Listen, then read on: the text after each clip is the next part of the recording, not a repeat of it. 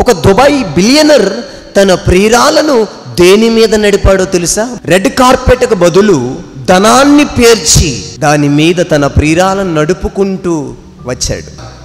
మనము నేల మీద నడుస్తున్నాం, ఈ భూమి మీద నడుస్తున్నామంటే భూమి లోపల ఏమున్నాయి? వజ్రాలు ఉన్నాయి, వైడూర్యాలు ఉన్నాయి, వెండి ఉంది, బంగారం ఉంది, రత్నరాశులు ఉన్నాయి. వాటి మీద మనం నడుస్తున్నాం అనేది మీరు మర్చిపోకూడదు. కొన్ని కోట్ల బిలియన్ డాలర్లకు విలువ చేసే లోహాల మీద నడుస్తున్నాం. ఈరోజు వాటిని తవ్వి తీసుకుని తల మీద పెట్టుకుంటున్నాడు మనిషి. మన కాళ్ళ కింద ఉంది బంగారం, మన కాళ్ళ కింద ఉంది వైడూర్యాలు, మన కాళ్ళ కింద ఉన్నాయి వజ్రాలు, మన కాళ్ళ కింద ఉన్నాయి రత్నరాశులు.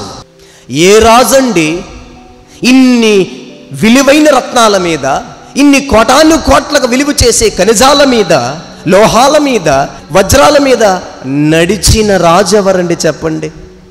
అది మనిషి మాత్రమే.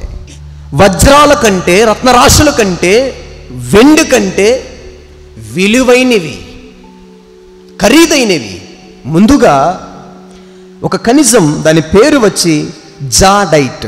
ఒక్క క్యారెట్ వచ్చి 24,68,70,000 రూపాయలు. కార్బన్ ఖరీదైన మూలకములలో ఒకటిది 50 లక్షల రూపాయలు.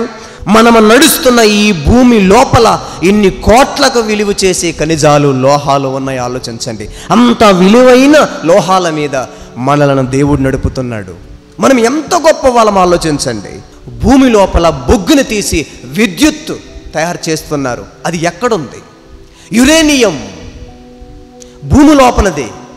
ఎబ్రీయులకు రాసిన పత్రిక 2వ అధ్యాయము 6వ వచనము నుండి మనం చదివే ప్రయత్నం చేద్దాం. ప్రియులారా, అయితే ఒకడు ఒక చోట ఇలాగ దృఢముగా సాక్ష్యమిచ్చుచున్నాడు, నీవు మనుష్యుని జ్ఞాపకము చేసుకున్నట్టుకు వాడేపాటివాడు, నీవు నరపుత్రుని దర్శించుటకు వాడేపాటివాడు, నీవు దేవదూతల కంటే వానిని కొంచెము తక్కువ వానిగా చేసితివి, మహిమా ప్రభావములతో వానికి కిరీటము ధరింపజేసితివి, నీ చేతి పనుల మీద వానికి అధికారం అనుగ్రహించితివి, వాని పాదముల క్రింద, మనిషి పాదముల క్రింద ఏముంది? మనిషి పాదముల క్రింద సమస్తమును ఉంచితివి. మన పాదాల క్రింద సమస్తం అంటే భూమి లోపల ఉన్నటువంటి లోహాలు, ఖనిజాలు, కొన్ని పదార్థాలు, వాటి గురించే కాదు, ఈ భూమి మీద నువ్వు కూడాను సమస్తములో నేను కొన్నిటి గురించి మన పాదాల క్రింద అంటే భూమి లోపల ఉండే విలువైన ఖనిజాలు, లోహాల గురించి చెబుతున్నాను.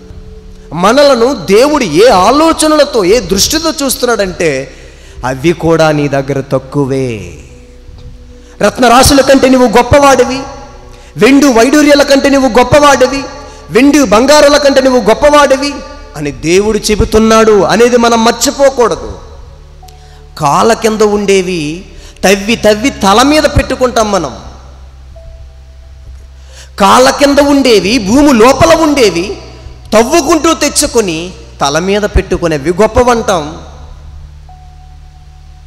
కానీ మనలను ఆ కన్న తండ్రిని దేవుడు ఎంతగా ప్రేమిస్తున్నాడో ఆ ప్రేమామయుడిని మాత్రం మనం పక్కన పెట్టేస్తాం.